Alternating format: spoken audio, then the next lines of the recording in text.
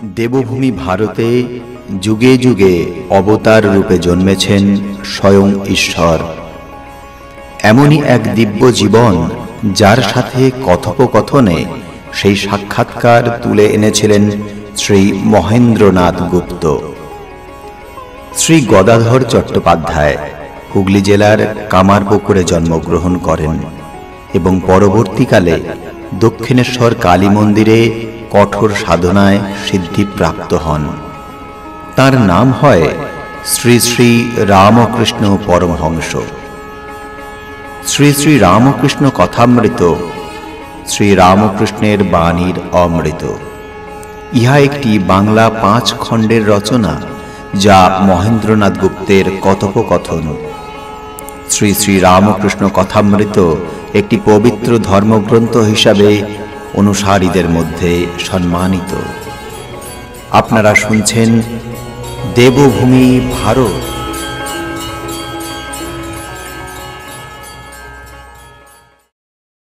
চতুর্থ পরিচ্ছেদ। সমাধি ভঙ্গ হইল। ইতিপূর্বে নরেন্দ্র শ্রীরামকৃষ্ণের সমাধি দৃষ্টে কক্ষ ত্যাগ করিয়া পূর্ব দিকের বারান্দায় চলিয়া গিয়াছেন। সেখানে হাজরা মহাশয় কম্বলাসনে হরিনামের মালা হাতে করিয়া বসিয়া আছেন। তাহার সঙ্গে নরেন্দ্র আলাপ করিতেছেন। এদিকে ঘরে এক ঘর লোক। শ্রীরামকৃষ্ণ সমাধি ভঙ্গের পর ভক্তদের মধ্যে দৃষ্টিপাত করিলেন। দেখেন যে নরেন্দ্র নাই। শূন্য তানপুরা পড়িয়া রহিয়াছে, আর ভক্তগণ সকলে তাঁর দিকে ঔৎসুক্যের সহিত চাহিয়া রহিয়াছেন। শ্রীরামকৃষ্ণ বলিতেছেন, আগুন জ্বেলে গেছে, এখন থাকলো আর গেল। বুঝলে কাপ্তেন, চিদানন্দ আরোপ করো, তোমাদেরও আনন্দ হবে। চিদানন্দ আছেই, কেবল আবরণ ও বিক্ষেপ। বিষয়াসক্তি যত কমবে, ঈশ্বরের প্রতি মতি তত বাড়বে। কাপ্তেন বলিলেন, কলিকাতার বাড়ির দিকে যত আসবে, কাশী থেকে তত তফাত হবে, আবার কাশীর দিকে যত যাবে, বাড়ির থেকে তত তফাত হবে। শ্রীরামকৃষ্ণ বললেন, শ্রীমতী যত কৃষ্ণের দিকে এগোচ্ছেন, ততই কৃষ্ণের দেহ গন্ধ পাচ্ছিলেন। ঈশ্বরের নিকট যত যাওয়া যায়, ততই তাতে ভাবভক্তি হয়। সাগরের নিকট নদী যতই যায়, ততই জোয়ার ভাটা দেখা যায়। জ্ঞানীর ভিতর একটানা গঙ্গা বহিতে থাকে। তার পক্ষে সব স্বপ্নবৎ, সে সর্বদা স্বস্বরূপে থাকে। ভক্তের ভিতর একটানা নয়, জোয়ার ভাটা হয়, হাসে কাঁদে নাচে গায়। ভক্ত তার সঙ্গে বিলাস করতে ভালোবাসে। কখন সাঁতার দেয়, কখন ডোবে, কখন ওঠে। যেমন জলের ভিতর বরফ টাপুর টুপুর টাপুর টুপুর করে। হ্যাঁ গো, জ্ঞানী ব্রহ্মকে জানতে চায়। ভক্তের ভগবান সরৈশ্বর্যপূর্ণ সর্বশক্তিমান ভগবান, কিন্তু বস্তুত ব্রহ্ম আর শক্তি অভেদ। যিনি সচ্চিদানন্দ, তিনি সচ্চিদানন্দময়ী। যেমন মণির জ্যোতি ও মণি। মণির জ্যোতি বললেই মণি বোঝায়, মণি বললেই আবার জ্যোতি বোঝায়। বুঝলে? মণি না ভাবলে মণির জ্যোতি ভাবতে পারা যায় না। মণির জ্যোতি না ভাবলে আবার মণি ভাবতে পারা যায় না। এক সচ্চিদানন্দ, শক্তিভেদে উপাধিভেদ, তাই নানা রূপ। সে তো তুমি গো তারা। যেখানে কার্য অর্থাৎ সৃষ্টি স্থিতি প্রলয়, সেখানেই শক্তি। হ্যাঁ, কিন্তু জল স্থির থাকলেও জল, তরঙ্গ ভুরভুরি হলেও জল। সেই সচ্চিদানন্দই আদ্যাশক্তি, যিনি সৃষ্টি স্থিতি প্রলয় করেন। যেমন কাপ্তেন যখনও কোনো কাজ করেন না তখনও যিনি, আর কাপ্তেন পূজা করছেন তখনও তিনি, আর কাপ্তেন লাট সাহেবের কাছে যাচ্ছেন তখনও তিনি, কেবল উপাধি বিশেষ। কাপ্তেন বলিলেন, আজ্ঞা হাঁ মহাশয়। শ্রীরামকৃষ্ণ বলিলেন, আমি এই কথা কেশব সেনকে বলেছিলাম। কাপ্তেন বলিলেন, কেশব সেন ভ্রষ্টাচার, স্বেচ্ছাচার, তিনি বাবু, সাধু নন। শ্রীরামকৃষ্ণ ভক্তদের প্রতি বলিলেন, কাপ্তেন আমায় বারণ করে কেশব সেনের ওখানে যেতে। কাপ্তেন বলিলেন, মহাশয় আপনি যাবেন, তা আর কি করব। শ্রীরামকৃষ্ণ বিরক্তভাবে বলিলেন, তুমি লাট সাহেবের কাছে যেতে পারো টাকার জন্য, আর আমি কেশব সেনের কাছে যেতে পারি না। সে ঈশ্বর চিন্তা করে, হরিনাম করে, তবে না তুমি বলো ঈশ্বর মায়া জীব জগৎ, যিনি ঈশ্বর তিনি এইরূপ জীব জগৎ হয়েছেন।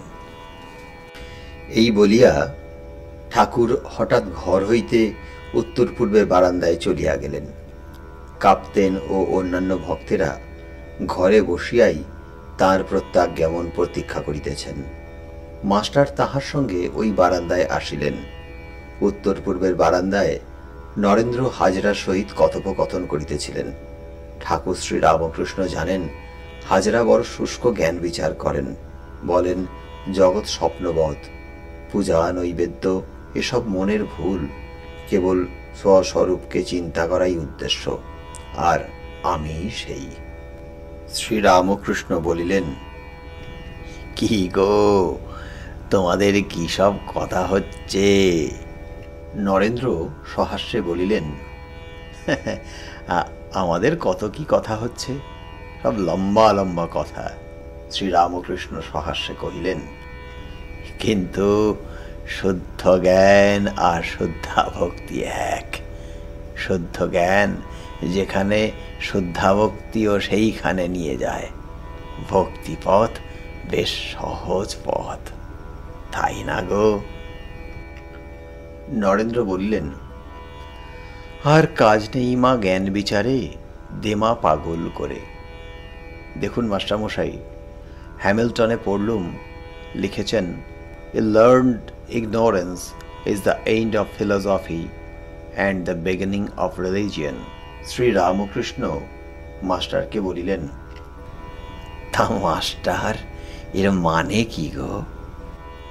নরেন্দ্র বলিলেন, ফিলোসফি পড়া হয়ে গেলে মানুষটা পণ্ডিত মূর্খ হয়ে দাঁড়ায়, তখন ধর্ম ধর্ম করে, তখন ধর্মের আরম্ভ হয়।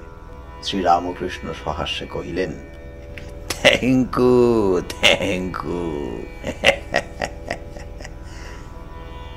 কিয়ৎক্ষণ পরে সন্ধ্যা আগত প্রায় দেখিয়া অধিকাংশ লোক বাটি গমন করিলেন। নরেন্দ্র বিদায় লইলেন। বেলা পড়িয়া আসিতে লাগিল। সন্ধ্যা হয় হয়। ঠাকুর বাড়ির ফরাস চারিদিকে আলোর আয়োজন করিতেছে। কালীঘরের ও বিষ্ণুঘরের দুইজন পূজারী গঙ্গায় অর্ধ নিমগ্ন হইয়া বাহ্য ও অন্তর্সূচি করিতেছেন। শীঘ্র গিয়া আরতি ও ঠাকুরদের রাত্রিকালীন শীতল দিতে হইবে। দক্ষিণেশ্বর গ্রামবাসী যুবকবৃন্দ কাহারো হাতে ছড়ি, কেহ বন্ধু সঙ্গে বাগানে বেড়াইতে আসিয়াছে। তাহারা পোস্তের উপর বিচরণ করিতেছে ও কুসুমগন্ধবাহী নির্মল সান্ধ্য সমীরণ সেবন করিতে করিতে শ্রাবণ মাসের খর্ষতা ঈষৎ বীজ বিকম্পিত গঙ্গা প্রবাহ দেখিতেছে। তন্মধ্যে হয়তো কেহ অপেক্ষাকৃত চিন্তাশীল পঞ্চবটির বিজন ভূমিতে পাদচারণ করিতেছে। ভগবান শ্রী রামকৃষ্ণ পশ্চিমের বারান্দা হইতে কিয়ৎকাল গঙ্গা দর্শন করিতে লাগিলেন। সন্ধ্যা হইল। ফরাস আলোগুলি জ্বলিয়া দইয়া গেল। পরমহংসদেবের ঘরে আসিয়া দাসী প্রদীপ জ্বালিয়া ধূনা দিল। এদিকে দ্বাদশ মন্দিরে শিবের আরতি, তৎপরেই বিষ্ণু ঘরের ও কালী ঘরের আরতি আরম্ভ হইল। কাঁসর, ঘড়ি ও ঘণ্টা মধুর ও গম্ভীর নিনাদ করিতে লাগিল। মধুর ও গম্ভীর, কেননা মন্দিরের পাশেই কল কল নিনাদিনী গঙ্গা। শ্রাবণের কৃষ্ণা প্রতিপদ, কিয়ৎক্ষণ পরেই চাঁদ উঠিল। বৃহৎ উঠান ও উদ্যানস্থিত বৃক্ষশীর্ষ ক্রমে চন্দ্রকিরণে প্লাবিত হইল। এদিকে জ্যোৎস্না স্পর্শে ভাগীরথী শরীর কত আনন্দ করিতে করিতে প্রবাহিত হইতেছে। সন্ধ্যার পরেই শ্রীরামকৃষ্ণ জগন্মাতাকে নমস্কার করিয়া হাততালি দিয়া হরিধ্বনি করিতেছেন। কক্ষ মধ্যে অনেকগুলি ঠাকুরদের ছবি, ধ্রুব প্রহ্লাদের ছবি, রাম রাজার ছবি, মা কালীর ছবি, রাধা কৃষ্ণের ছবি। তিনি সকল ঠাকুরকে উদ্দেশ্য করিয়া ও তাহাদের নাম করিয়া প্রণাম করিতেছেন। আবার বলিতেছেন, ব্রহ্ম আত্মা ভগবান, ভাগবত ভক্ত ভগবান, ব্রহ্ম শক্তি, শক্তি ব্রহ্ম, বেদ পুরাণ তন্ত্র গীতা গায়ত্রী, শরণাগত শরণাগত, নাহং নাহং, তুহু তুহু, আমি যন্ত্র তুমি যন্ত্রী ইত্যাদি। নামের পর শ্রীরামকৃষ্ণ করজোড়ে জগন্মাতার চিন্তা করিতেছেন। 2-4 জন ভক্ত সন্ধ্যা সমাগমে উদ্যানের মধ্যে গঙ্গা তীরে বেড়াইতেছিলেন। তাহারা ঠাকুরদের আরতির কিয়ৎক্ষণ পরে পরমহংসদেবের ঘরে ক্রমে ক্রমে আসিয়া জুটিতেছেন। পরমহংসদেব খাটে উপবিষ্ট, মাস্টার, অধর, কিশোরী ইত্যাদি নিচে সম্মুখে বসিয়া আছেন। শ্রীরামকৃষ্ণ ভক্তদের প্রতি কহিতেছেন, নরেন্দ্র, ভবনাথ, রাখাল এরা সব নিত্য সিদ্ধ ঈশ্বর কোটি। এদের শিক্ষা কেবল বাড়ার ভাগ। দেখো না, নরেন্দ্র কাহাকেও কেয়ার করে না। আমার সঙ্গে কাপ্তেনের গাড়িতে যাচ্ছিল। কাপ্তেন ভালো জায়গায় বসতে বললে তা চেয়েও দেখলে না, আমারই অপেক্ষা রাখে না। আবার যা জানে তাও বলে না, পাছে আমি লোকের কাছে বলে দিই যে নরেন্দ্র এত বিদ্বান। মায়ামোহ নাই, যেন কোনো বন্ধন নাই। খুব ভালো আধার নরেন, খুব ভালো আধার। এক আধারে অনেক গুণ, গাইতে বাজাতে লিখতে পড়তে। এদিকে জিতেন্দ্রিয় বলেছে বিয়ে করব না। নরেন্দ্র আর ভবনাথ দুজনে ভারী মিল, যেন স্ত্রী পুরুষ। নরেন্দ্র বেশি আসে না, সে ভালো। বেশি আইলে আমি বিহ্বল হই।